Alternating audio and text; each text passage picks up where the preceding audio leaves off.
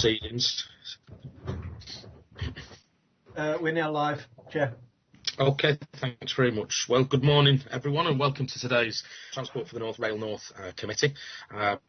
Obviously, this is another one of our virtual meetings because of the nature of the pandemic and how things are still sort of proceeding. But obviously, hope everyone that's with us as members or officers or anyone that's watching the live stream at home, obviously, hope that all are safe and well with you. David, have we had any apologies that we need to report? We just got two apologies from Councillor Hinchcliffe from West Yorkshire and York and Mayor Burnham from Greater Manchester. Okay, that's great. Is anyone else aware of any apologies? I don't think we are, but I can't hear anyone indicating or shouting or digitally waving, so we'll take it that those are the only apologies. Second item is obviously declarations of interest, and that's just for me to remind everyone involved in the meeting, if there is anything you are aware of now or anything that arises during the discussion and the debate of the agenda, please don't hesitate to flag that up so we can make sure that it's appropriately recorded and dealt with sufficiently. Okay, item 3 is the minutes of the last meeting. Can I move that those are an accurate and correct record of our last meeting? Craig, you indicating? Thanks very much, Liam. Just really quickly, I'm sure I sent my apologies for that meeting, and Councillor Karen Shaw was my substitute. Thank you. Okay, lovely. Thanks, Craig. Can we make sure that that's rectified accordingly? But other than that, if no one else is raising any kind of issues, can we agree those are an accurate record? I'm taking silence as agreement, and thanks for nodding, Heather. That's great. Okay, let's move on to our first substantive item then. That's priorities for future rail services. Quite a sort of a weighty topic. I think we're going to spend about half an hour on this. I know David's going to introduce the Part 1 report, which is dealing with kind of the rail recovery, and then he'll come back to deal with the decarbonisation aspects of this part of the agenda. And we're also joined today by Mark Powells from Northern. We've also got Darren Higgins from Transparent Express and Karen from Network Rail Hornby as well, who will all be giving us some very brief updates from, I think you're doing a sort of triple header for 10 minutes. You're all working together on that shortly. So if I hand over to David, who will introduce the report and then kind of bring in Karen, Darren and Mark accordingly. So David, over to you. Thanks, Chair. And this is really a continuation of the development of our roadmap to recovery that members agreed at a previous meeting. As we sort of stand or sit here, we obviously still in the lockdown and really in the essential travel only mode. So we've got perhaps about 20% of the normal passengers using the network. But clearly, as we approach the opening up of the society and economy, this is really about the rail industry being prepared to welcome back passengers at the appropriate time. And as the committee has noted, the need to rebuild confidence in passengers as they come back, given that a number won't have travelled for quite a while. So from TfN's point of view, we have, with your endorsement, used the roadmap to recovery to set out a framework really for what we would like the industry to focus on across the north, and the main themes of that are set out in the report. Clearly, there's a large element of rebuilding passenger confidence, building up services so they reflect demand levels as they recover, but also making sure that they are delivered reliably, given we have much better performance on the rail network than we've experienced for a number of years. But we're also highlighting the importance of fares and ticketing initiatives. We're lucky that we have some flexi seasons on 8 routes across Northern with plans to roll out further, and new methods of ticketing are going to be very, very important to these different markets as the commuter market in particular changes. I think we're very fortunate in the north of England in that we have a mixed rail market, and as well as the commuter market, we've got a very strong leisure market. And I think particularly with the likelihood of staycations being the norm for this year, at least, there's actually a real opportunity for operators to take advantage of that. obviously in a COVID safe way, but to actually rise to the challenge of encouraging passengers back. And we do know that there's some flexibility being built into operating plans to allow for that. So TfN proposes to take a coordinating role and a proactive role. We want to be supporting the various initiatives and campaigns and look at how that integrates on a north-wide basis and actually working with all operators. Clearly, we have Northern and TransPennine along with Network Rail today, but we're actually working with all operators across the north of England, and this has to be a combined effort. So I think that is probably all I want to say by way of introduction. So if I can hand over to Karen Hornby, I think he's going to introduce the industry update. Yeah, thank you. As far as Network Rail, we'll be working consistently as a one industry. So we're already started to work with TOCs and our stakeholders. We're still waiting for a firm DfT RDG steer on their national Welcome Back campaign, but we've already started to look at this, working alongside the TOCs, and I'll come on to some of the work that we started to do with tourist organisations. We've based some of our working on some key assumptions and some key themes, so passenger confidence, passenger safety, reconnecting loved ones and taking them to their favourite destinations, staycation. So as I just said, we started some work with tourist organisations to promote rail travel and for passengers to use the north as a destination in itself.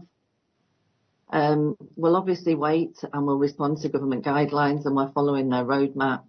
But we want to give confidence to all rail users so that they can expect the seamless one team experience when using our stations. So we started some surveys yesterday at Leeds, Piccadilly and Lime Street. We want to understand what will make our customers feel safe and confident when they're passing through our stations. We've also started to review engineering work. So we may not always be able to defer works during busy leisure times, but we started to review future planned engineering work, and we want to move forward and we aim to be more responsive to the changing travel needs of the public. And then just lastly, I'd just like to touch upon performance.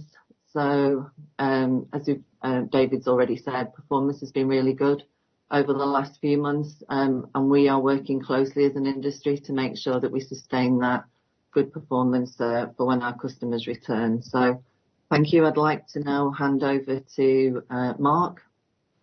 Hi, thanks, Karen, and thanks to the committee for inviting us to talk today. Just building on what Karen said, I think the first thing I'd say is that we're coming out of COVID in a much stronger place than when we went into it 12 months ago. Performance on the network, albeit with limited customers, is much stronger. We've spent the last 12 months, in Northern and in TPE. We've got new trains. We've completed our refurbishment programme. We've done a lot of work on our station network in collaboration with a lot of your organisations to improve facilities that customers get. And we've spent a lot of time with our colleagues to try and improve that level of customer experience. So I think our starting position as we come out of COVID is much better. The other thing to say is we've spent a lot of time over the last 12 months talking to our customers. We've done deep research with over 10,000 users and non-users across the network to understand the different attitudes and behaviours and to understand what is going to attract people back to the railway. So our strategy and our recovery plans are very much data and insight led. We've also spent some time talking to Transport Focus. With David's officers group, we spent time with each of your organisations to outline some of our plans, and we're very keen to work in collaboration to make sure that we do joint promotions and joint activity with both your organisations, but also with leisure and tourist organisations and attractions around the network to do joint offers and promotions. I think our strategy falls into what I'd call 4 pillars, really, which is the first one is we need to reassure customers and build confidence that our trains are clean and safe, and by highlighting all of the different things that we're doing to build that confidence and trust. And we'll go live with a reassurance campaign at the end of the month that'll run through April and May, which is really about highlighting all of the good things that we've started to do. The next thing, as I say, that we come out of COVID much stronger than we went in, so we need to highlight that the new Northern and the new product is much better than it was 12 months or 18 months ago. So we'll be running campaigns to talk to people about the improvements that we've made, whether that be through new trains, new stations, new timetables. But then I think we need to get into, we need to recognise that the return to work market will change, probably structurally. More people will be working from home, more people will want flexibility. And so we need to put in place products and services that relate to what customers want to do post-COVID. And that's that flexibility about probably working from home occasionally, working in the office, working at different times of the day. The next stage is on leisure, whereas both Karen and David have said we had strong growth in leisure in 2019, working with you to do a lot of joint promotions. And we think we need to build on that staycation, visiting friends and family, and do more destination-led packages, probably very value-orientated, so good keen prices, and also the nighttime economy we see as a massive growth area as hospitality opens up. But I think we all recognise that you can't rebuild out of COVID on pure marketing alone. You know, we've got to build confidence by delivering a safe, reliable and punctual railway that offers strong customer experience and excellent value for money. Right, hand over to Darren at this stage. Hi, good morning everyone. My name's Darren Higgins. I'm the Commercial Director for Trans-Pennine Express. Historically, my role's been about growing our business through sales, marketing, product development and pricing. The pandemic has changed that significantly, and our focus right now is very much on rebuilding our business again, and importantly, reassuring customers that it is safe to come back and use the railway again. Just to set a little bit of context, the fiscal year ends next week. We will have carried 5 million customer journeys, which compares to around 30 million in the 52 weeks up to the start of the pandemic 12 months ago. So that's an 83% reduction in customer numbers. During the 3 lockdowns, we've seen this reduction in demand fall even more significantly by around 95% as only essential journeys have taken place. Our kind of local recovery plans contain 3 distinct phases. Reassurance is really important, but also incentivisation and what we're calling Inspire. We've been developing our recovery plans in collaboration with Rail North and with Transport for the North. We meet our MP every 4 weeks to specifically discuss recovery marketing and key messaging. We're also working very closely with Network Rail, with Rail Delivery Group, and with the newly created Rail Revenue Recovery Group, RRG, which is the advisory body to the DfT on national rail recovery planning. Very similar to Mark, the first phase of our local plan is the launch of a reassurance campaign from April the 6th, just ahead of that key roadmap date on the 12th of April when essential travel restarts and the industry messaging changes from essential travel only to travel with confidence. We've got a video that we'll be pushing out through a number of our own social channels and through some paid media channels as well. We're doing press and radio advertising, which are going to focus on all the things that we're doing at the moment to keep trains clean, additional cleaning staff, antivirucidal cleaning products, etc. It'll also be advising customers to continue to wear a face mask unless exempt, buying tickets using contactless methods of purchase such as smart and barcode ticketing, and obviously advising customers to plan ahead by checking journey information on our app and website. The overarching message that we've got from this reassurance campaign is that we're ready when you are, and similar to Mark, we're planning to run that activity between April and May, but we can flex it if the roadmap dates get extended. Probably a little less mature is the following phase of the plan. We're looking at sort of some targeted incentives, price incentives to encourage customers back. But the scope of what we'll be able to offer is very much dependent on what happens with social distancing. At 1 metre social distancing, seat capacity is only 45%, so it is significantly reduced. So clearly, if social distancing remains in place, then any incentives that we do will need to be very targeted, so not to create overcrowding issues. We're also engaged, like Mark, with tourist boards across the north as well to better position rail, but also look at ways that we can support them. Really where we want to get to is the inspiration phase. That's going to be much later in the year, and the exact timing of that is dependent on no restrictions being in place at all and getting back to near normality. And this phase is really about promoting our new trains, the great product that we've got, the investment that's gone into the Transpennine Express network, more than £500 million worth of trains, and the fantastic destinations that we serve across the north. And that's really where we want to get back to as a business.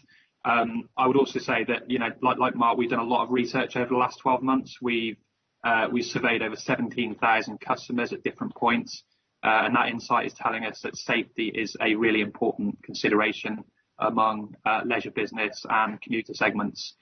In terms of future travel intentions, our feedback from customers is that the leisure market is going to rebound really, really strongly. That's encouraging for us because more than 60% of our journeys are leisure journeys. The business and commuter markets are expected to recede. And David touched on initiatives like Flexi Ticketing just then, and that's something that we're working on with RNP, TfN and DfT at the moment to develop a ticketing solution that offers better value and convenience for those who want to commute more flexibly. And hopefully in due course we can say a little bit more about that. Thank you. Brilliant. Thanks ever so much, Darren, Mark, and Darren. That's sort of really, really helpful. And thanks for the seamless interchange of how that presentation worked. We haven't got a large amount of time, but I probably could take 2 or 3 questions if there's anyone who wants to raise anything at this stage or query anything. Not seeing any digital hands going up, so I'll just sort of say thanks ever so much for that kind of presentation, because it's very useful. I think the fact that we all recognise that confidence of passengers when it's safe to travel is absolutely vital, and dare I put it as strongly as this, it's an existential threat to the industry unless we can make sure everyone understands that actually the railway and the wider public transport network is as healthy and safe to place to be as lockdown eases, because the last thing we could have across the north of England or across the UK as a whole is a car-led recovery. That would be an environmental and frankly economic disaster because of the congestion it would have caused as well. So it's great that you're focusing on that, and I know that kind of all of the areas of the north and the retail and hospitality sectors, particularly in each of our areas, will literally bite your hands off to work with you on the kind of promotional campaigns of getting people out and about, enjoying all the kind of great things that the north has to offer when the economy starts to reopen, when it's safe to do so. So if there's no further questions, I'll move on to the second part of this report, which is the decarbonisation report. So David, do you want to take us through that?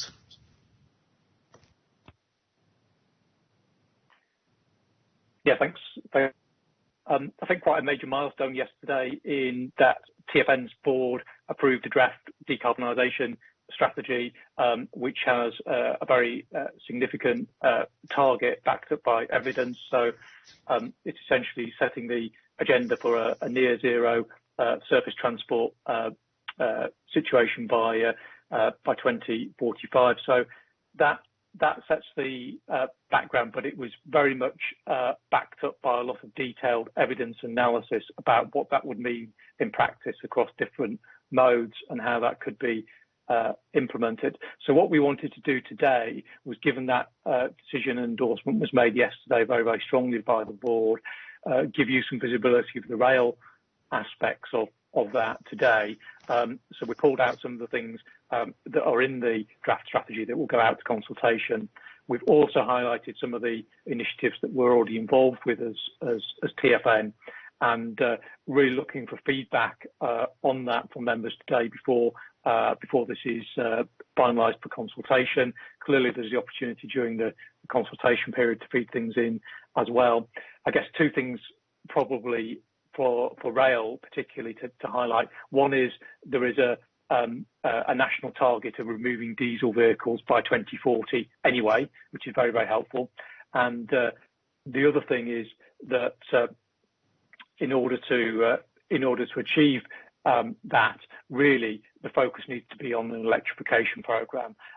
There's in the long term, this is the way to achieve zero carbon emissions from rail vehicles. Now, clearly, that wouldn't in itself deliver everything necessarily by 2040, and there may be routes and lines that are never electrified. So it needs to be accompanied by a programme of investing in alternative technologies. That's hydrogen, battery power in particular, that can infill those routes either in the short term because the electrification hasn't reached there yet, or potentially in the longer term as well. And those are the critical things for rail. I think the other thing perhaps to highlight, and it sort of goes back to the recovery plans, that actually that's about sort of within rail as a sector, but the biggest thing probably overall that rail can do to contribute to the target is to get more passengers attracted from less sustainable modes, particularly the private car. So I think it does relate back to the earlier discussion, and we're actually in a position now where we will have, notwithstanding the social distancing requirements that might be in for a while, but we will potentially have capacity to market going forward that wasn't available before the pandemic. So there's a real opportunity to encourage mode shift and invest in the right things that would support that, be that improvements at stations to support interchange and that type of thing as well. So what we've done in the report is set out in paragraph 410 the types of work streams that we are already as TfN involved with. That includes supporting the big electrification scheme that is under development, preparing for delivery, Trans-Pennine routes upgrade, of course, but actually working with the industry on what the rolling programme would be following that. And there's some good work going on both in the northwest of the region and the northeast, looking at the rolling programmes that might come forward, and we're looking at how we can join that up across the north, but particularly join it up with the rolling stock. And we've worked with Northern, Mark's colleagues on what the rolling stock requirement might be, which services could go over to electric traction, which might need an alternative, and the timing of that. How would you get rid of some of the older diesels? As has been said, we're fortunate that the Pacers are gone and there's been a nice upgrade of trains, but there are still some old vehicles, and there's still quite a lot of diesel vehicles that wouldn't meet the 2040 requirements. So what does that strategy look like? And it probably needs to be a sustained period of investment over a period of years, rather than perhaps the stop-start investment that we've had with the franchising system in the past. We get a lot of investment in the early years of a franchise and then not much towards the end. So there's an opportunity to sort of smooth that out and work with the supply industry really as well. So the report just really sets out the initiatives I've outlined, and as I say, just looking for really any comments or feedback from members on that as we work through on the strategy. Lovely, thanks for that, David. I've certainly got Chris indicating. So, Chris, do you want to come in? Thank you, Liam. I'd like to thank David for what he's just said.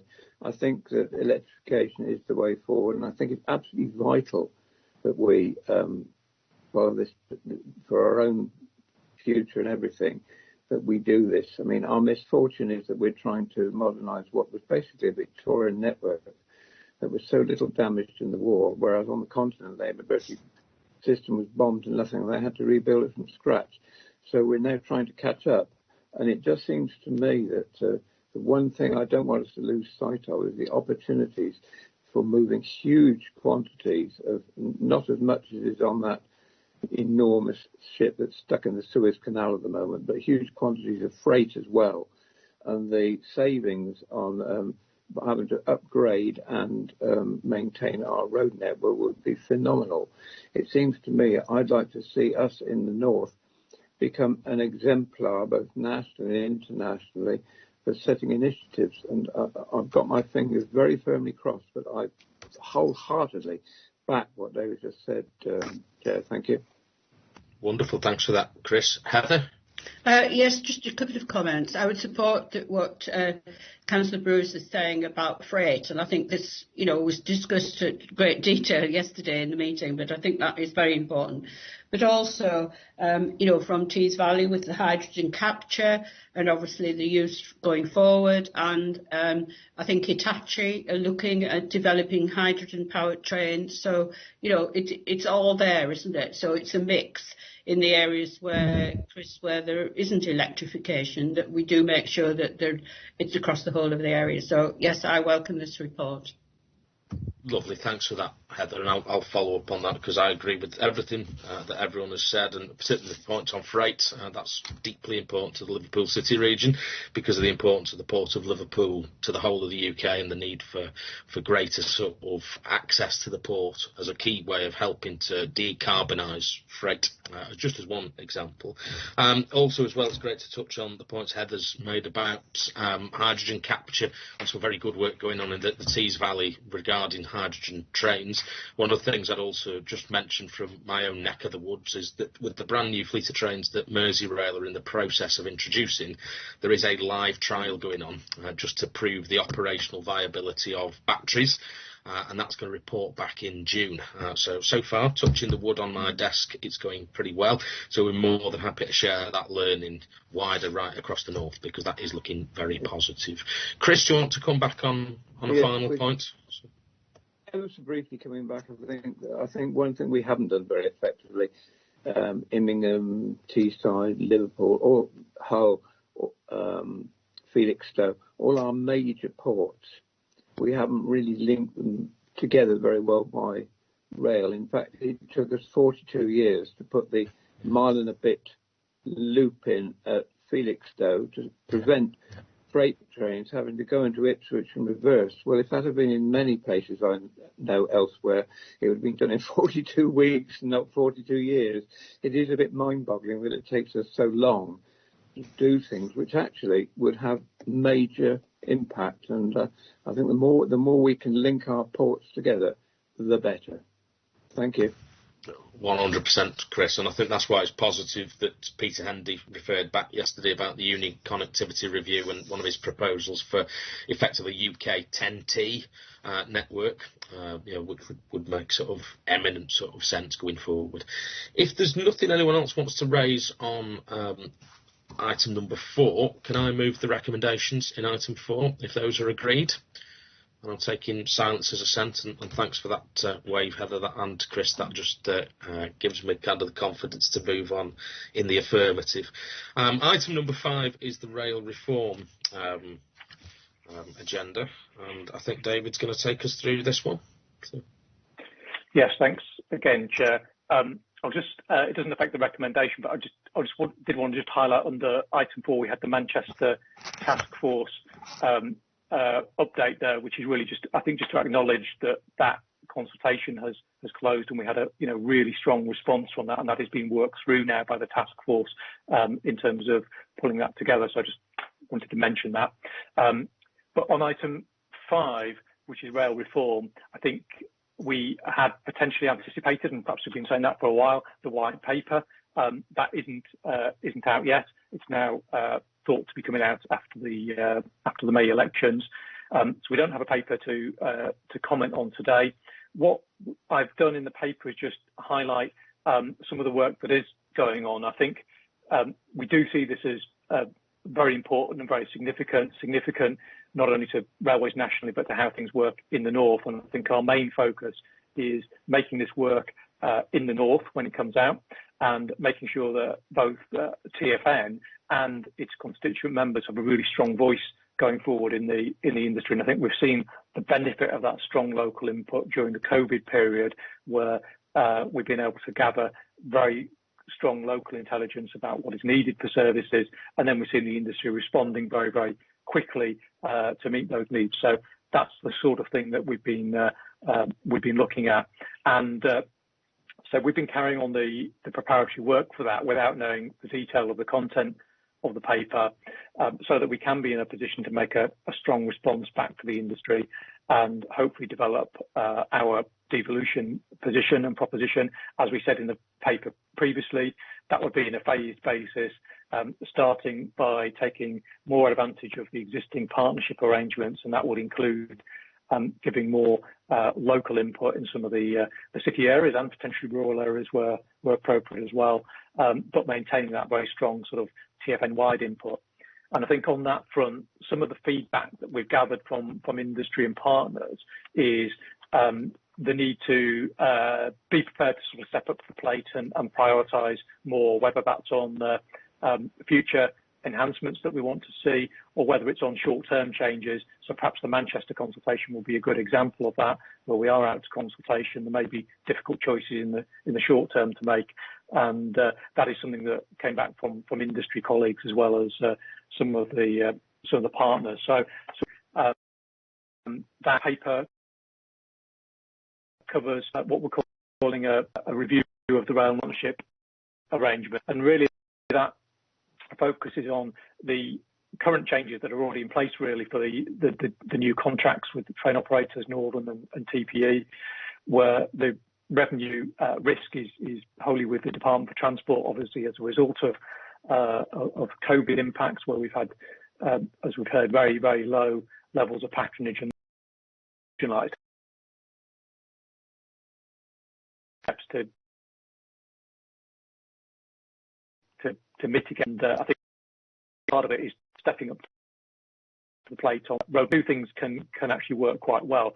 You know, we are fortunate, and that was always the first step towards devolution. That's a team of people based in the north, usually travelling around a lot in the north, not so much at the moment, but experiencing the railways in the north and really putting forward our views alongside those of the Department for Transport. So again, I think we can really sort of build on that as a really good vehicle for getting our in this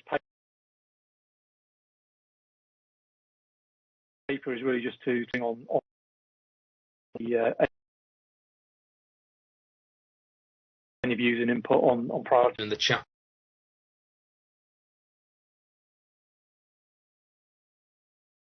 Function from Craig, and Adam will be getting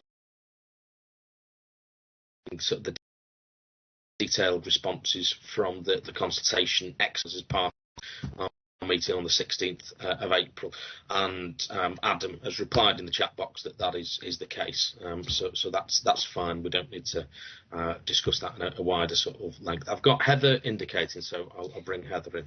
Oh, thank you, Liam. And just really to say that Tees Valley did respond to the consultation, but it's just the comment that I keep bringing up. Obviously, the Transpennine links from Darlington, Redcar, Middlesbrough to Manchester Airport. I know it's way down, but we just don't want it to get lost in all of this consultation, because obviously that is important for us from the Tees Valley. So just to highlight, that was one of the responses that we sent back. Thank you. Yeah, no, absolutely, Heather. And I think I'd speak for everyone saying it's important for everyone across the north, not just in the Tees Valley, that you have those services. So that's an important point to make. If there's no other indications of anyone who wants to bring anything, I'm just going to sort of say it's disappointing the length of time that a Williams white paper is taking to emerge. But I do want to sort of thank our team for the preparatory work that we'll be doing when that emerges. In response, I particularly like in the paper the fact that it sort of references the business unit idea, because my own view is that kind of the more devolved the better. There could be opportunities with regard to the railways in the north where there might be the opportunity for a bit of remapping into more localised networks like Merseyrail or the Manchester Metrolink or the Sheffield Supertram or the Tyne and Wear Metro, to mention them all. But certainly if that isn't practicable or achievable or even necessarily desired, more localised business exists in the northeast seems like a very, very good and strong sort of direction which to go. I think the other thing I'd sort of flag up though is it's important that it's flagged up, but concerning about how we want to make sure that we aren't marginalised in this process, because absolutely something that's more localised and more democratically accountable is better for the travelling public of the north of England, not more things being signed off by the Secretary of State sat in a far-off place called London. However, obviously this is a paper that's just kind of giving a holding position, and do look forward to kind of more detailed proposals coming back to the committee at a future meeting. So if I can then move the recommendations in item 5, if that's agreed, before we move on. That's agreed. Thanks, Heather. Yeah. Okay. Item number 6 then is the Rail North Partnership update, and Gary's going to take us through this. So Gary, over to you. Thank you, Chair. Good morning, everyone. I'll what I'll do is I'll assume that you've all had the opportunity to have a look through the paper, and I'll just bring some of it down to date, as it were, the paper itself being from about a week ago. You've heard from the operators that the big focus at the moment is the uplift recovery from COVID and May 2021 generally, and we're fully involved with them in that discussion about when the right point is to start to understand what our spare capacity is before we look to advertise it, and then to work out how quickly and safely we can increase revenue in order to get folks back on the train and as you say, Councillor, not in their car. In terms of TPE and their uplift, as you were hearing, the Rail Revenue Recovery Group is kind of pulling together the assumption of what will be the national campaign then for overlay in local operators and in local areas, because I do think there's enough variety between our huge regional operator in Northern and also our interurban intercity operator for some nuance and flex round about that to ensure that we're doing the right thing area by area rather than any kind of blanket approach to going back. In terms of the piece on Boxing Day timetables, which is at 2.6, I should just update that there was a meeting yesterday on this, and our operators and Network Rail, together with RMP, having a good exploration of what it is that's possible, including where and when we might want to relocate any works that were due over Christmas. They're due to meet again shortly, and we'll give you an update report there. I guess the thing that I would take from that is just really that what we're seeing with the new business plan approach for the operators, what we're seeing inside the emergency measures agreements, and hopefully will under the DA when we get that in place with TPE, as we expect to, and the service agreement with Northern is just a totally different tone and tenor to these discussions. The inevitable kind of commercial protectionism that you get when you're discussing someone's business, as opposed to discussing their service, is largely falling away almost entirely in favour of just a focus on passenger services and what's going to be best, most affordable, most reliable, most deliverable for the industry, which is a really refreshing change of pace. I've nothing to update in the fact of us issuing the PIN for Northern, except to say of like kind of approach with the business plans, the intention is that we will be able to fully involve, first of all, the partnership board and then your officers and yourselves in the discussion about what that new contract with Northern will look like, what its aims and objectives are, and the focus there. So that will kickstart in earnest. The fortunate thing is that because it is already a wholly owned subsidiary of the Secretary of State, and this is the renewal of a contract, we don't have the same hard deadlines around specification agreement and publication and all these things and competition that you might have otherwise. And so hoping it can be a more iterative process as we go through, and that we can take proper stock of people's input as we go. And then probably I would just lastly touch on the business planning process. I've heard the operators say both their business plans have been submitted. I have to be, I suppose, circumspect in what I say about TPEs, because it is still part of the direct award process, but certainly it's with us in plenty of time, and we're working through that with them, with no immediate shocks, surprises that we need to bring to you. And in the case of Northern, maybe just highlight that the Northern business plan in particular is a really refreshing change of pace and direction. What Nick and the team there have looked to do is set out not just what we need for the year ahead in recovering services, but also where they see Northern being in 5 years and 10 years. And that is really, really useful for all of us, I think, because it gives us something to digest and then respond to and put our own inputs and finesses around. And it creates an idea, which I'm particularly attracted to, of the essential nature of Northern as an operator being set out in a way that would survive any individual operator or any change in the contractual setup, but just defines what it is that Northern needs to be in and of itself, regardless of future changes through the Williams Review or whatever else. and that gives us a bedrock, I think, to start to marshal our own forward plans around. And in particular, I think the elements of the business plan that Northern have put round about their build back in passenger numbers and round about their communications and involvement with stakeholders have won positive plaudits from those of us who've had to look across a range of business plans to see how well what we've had in is looking. And so it really is for myself, sitting opposite Nick and co, it's a real achievement through COVID to have turned the 100-day plan that we weren't able to launch as quickly as we would have liked to because of the COVID emergency into a business plan that I think we're all going to be able to refer to for quite a time to come. I think the other point I would make in respect of what David was discussing, the desire to make sure that the TFN element, the Rail North Partnership, comes back to the fore after a year where, a lot of the decisions have been very short order, very immediate COVID based into something far more considered.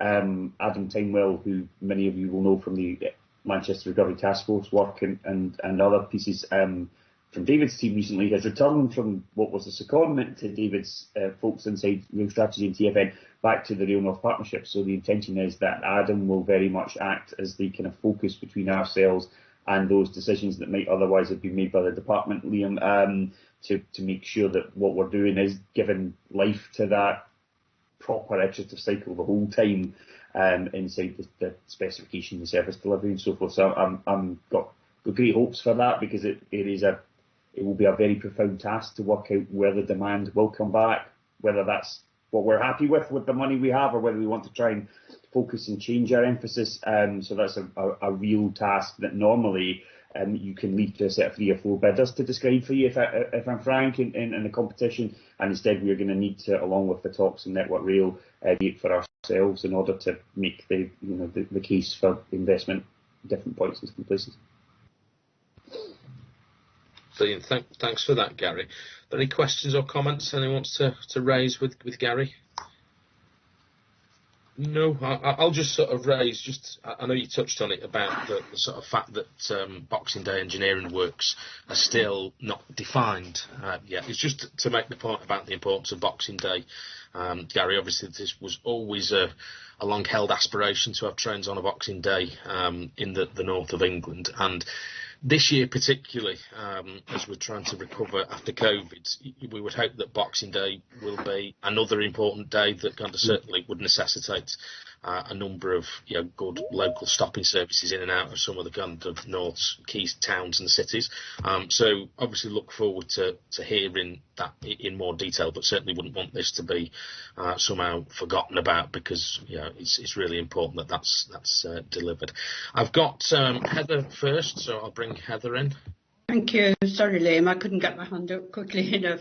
Just to comment on 2.5, the East Coast Main Line, and the problem there that we could have in Darlington about the cross-country and Transpennine, with obviously the difficulties with capacity. So just to raise that, and I understand that Transport for the North are obviously lobbying on our behalf. I mean, that's very important for us, but not only for Darlington, but for connectivity into Tees Valley. I'd like to raise that. Thank you. If it's okay for me to come back on that. Please do, Gary, Yeah, we, and Adam, if he's on the call, can correct me, it's our, we're pulling together material for the next Rail North Partnership Board on the 1st of April around just that the desire to see through the long-held plans around LNER and the East Coast Main Line does have ramifications across several other operators, and we are looking to pull together that picture fully and have that discussion at the partnership board on just what the art of the possible will be there. Adam, is there anything else to add in short order? That's correct. So yeah, it's still a lot of work in terms of understanding the full impact of that, and that'll be taken to the board next week. Lovely. Thanks for that, gents. I've got Keith indicating as well. Yes, thanks, Adam, and thanks, Gary, for a very comprehensive update. And I can tell by your tone that the relationship between Northern and your own offices is a much better relationship now, and I'm glad for that. I think it is just a shame that after all of this 12 months, we're still going to have training needs across the service. And I think that's a shame because I've said many times, Liam, we've run a lot of fresh air about it in this last 12 months.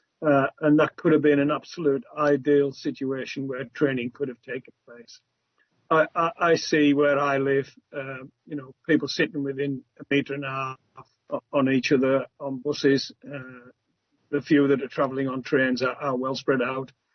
Police cars are running around with 4 people in, all sitting next to each other. Refuge collection cars are running around with crews sitting next to each other. And yet we haven't been able to use this slack period of time to ensure that all the training on new trains, new techniques were updated, and that could have been a lot going forward. And I do appreciate that Northern, as well as TransPennine and all the other companies, have also had drivers that needed to shield because of either their problems or family problems. But I think we could have made better use of this time if we'd been able to get it through. So I'm sure services will pick up and we can move forward. Thanks, Liam. No, thanks for that, Keith. Gary, do you want to come back on that point at all? Or? I guess I would say, having sat, I have seen them try their very hardest to establish processes and bubbles for training, which would not then bust, which the drivers were comfortable enough to work in. I think I might, without contradicting you, reframe it as it would have been nice had we been able to do more. I don't think it was for lack of trying. And what I would say in the case of Northern is we discussed whether in this early stage they should look to ramp up their timetable as much as they possibly could, or to really just measure the number of people travelling over this time and to focus on training where they can. And that's something I think that they've been able to do as the kind of ability to run training bubbles effectively and so forth has eased off a bit, and training has become more straightforward. I just think it's an incredibly difficult needle to thread, if I'm honest. As I say, it's unfortunate we couldn't make more of it, but I do think that there has been every effort made, but it's a complex subject, if I'm honest. Okay, thanks for that, Gary. I've got Melissa indicating. I assume she's here on behalf of Mayor Dan Jarvis, who we were expecting has been able to join us. Melissa, do you want to come in? Thank you, Chair. That's absolutely correct. I am representing Dan, who was able to make the pre-meeting, but unfortunately couldn't make the main meeting. So just 2 questions I have. The first question is regarding what hasn't been delivered from the original franchise agreements, particularly by Northern, and what the position is of that going forward with the business plan of what hasn't yet been delivered. On particular for the Sheffield and for Leeds, actually, was the commitment in the original agreement for a second express train between Leeds and Sheffield. Now that is very important to our region to get that second express train, because we currently only have the one cross country. And we're keen to have that on the opposite half hour of the cross country, and we have worked up sort of a business case for that, but we really are keen to see that being rolled forward into the business plan with Northern. Or we can be operator agnostic at this stage and say if TP are interested in it, then we don't mind who runs it, but we are keen to see that that's kept on the radar. My second question is regarding rolling stock investment, which I believe we did touch on in previous working groups, but I just want to raise it in this forum. The shorter contracts does sort of raise a bit of concern of the likelihood of investment in rolling stock and further new rolling stock. Obviously, we've said goodbye to Pacers, but we do have, for example, the Class 150s coming up to their sort of end of life, if you like, and we'd be looking to the next phase of how we start replacing these older units with newer units. And I just wonder, my question is there commitment in these shorter contracts to also be looking at rolling stock? Thank you. Brilliant questions. Thanks, Melissa. Gary? Yeah, thank you. So in respect of the services that were undelivered, if you like, at the end of the Northern franchise, the business plans, the timetable that the business plans are predicated on is the one that was running at the end of last year. not because that's, and we discussed this in our pre-meetings a couple of weeks ago, didn't we, on these, that it is perhaps unhelpful that we've retained the term TSR as defining the timetable, because it suggests if something isn't in the TSR that creates a problem in its evolution, and that is just an unfortunate nomenclature. I think what we have now is we take the timetable that we are running, we get the business plan for the year, secure the budget because we've secured the resources effectively, and then go through that quarterly refining and improving. So whilst the TSR won't have those services in it because they weren't running in December, it's no bar to us working with the operator and with TFN and indeed the department to ensure that what we do is build back the services that people were anticipating, and I'm confident that there'll be room in year to refine and define and increase the service level. That may well mean a claim, an additional request for subsidy, but equally processes exist for us to go and do that. It really is a very kind of profound shift in how we've done business. The idea of a fixed specification, a fixed subsidy budget, a fixed revenue target for the franchisee has fallen away in favour of much more active in-life management. So whilst I'm not sitting here with that today, I don't think there's any bar whatsoever to exploring those as we kick off the new business plans at the beginning of April. On rolling stock investment, you're quite right, Melissa. This is something that inside the department in discussions we've recognised as well. There needs to be a focus, and for us it will come from the partnership board, from both DFT and the TFN, on where we go next in rolling stock investment. You're quite right, the obvious ones for us are, or the most immediate ones, would be the older Northern rolling stock. I think Rob Warnes of Northern has pointed out to me, and it is started to be reflected in the business plan, that if you're to have plenty of time to replace those life-expired diesels and to meet your decarbonisation targets and to promote new technology which doesn't widely exist, and to do the necessary infrastructure work, if you were putting up partial electrification, say, then you really need to get a move on. So I would have thought it would be during the course of the business year that we're about to enter into that we will start to scope out what those look like. And indeed, Adam's first not insubstantial task for us is to take all the planned infrastructure work, all the known end of life for rolling stock, all the issues around depots and stabling and everything else, to try to work out it will not be so much a plan as a list of requirements for us to get on with over the coming 3, 4, 5 years, so that we don't miss any of these deadlines. Because I think that when you lay alongside the service changes and reviews that we will inevitably want to do, with the investment we need to make in rolling stock, with the already in-flight or planned or discussed infrastructure changes in the north, you're talking about a programme that absolutely dwarfs anything that's been done perhaps at all since the railway was built, and we need to work out how to do that if we're going to land all that stuff in time without the kind of upset that we had in May 18 and even the difficulties that TPE had immediately before COVID. So that's why, it's precisely why we're looking to ramp up that resource and the engagement with TFN, because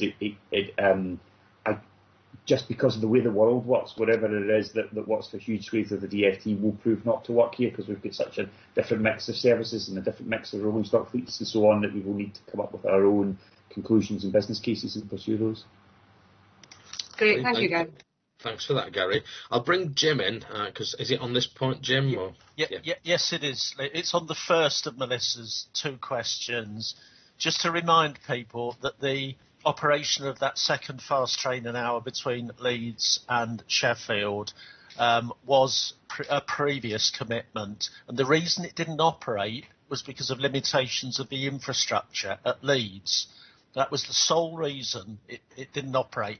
There is no platform for it to get in and out of Leeds, and actually it would need to go across what's called the throat of Leeds, so come in on one side of Leeds and go up the points all the way over to the other side. So that would be difficult to pass. So until the infrastructure at Leeds is enhanced, it's very unlikely to be possible to reinstate it. Gary's pointed out that work could be done to identify how it might operate. No doubt there will be an affordability question about that when the time came, but there's a limiting factor of the infrastructure at Leeds. There are also limitations on the infrastructure at Sheffield, though they weren't the killer factor for that service. And I thought it was worth pointing that out. Work is going on now about Leeds, and that you'll see that in my presentation a bit later on in the meeting.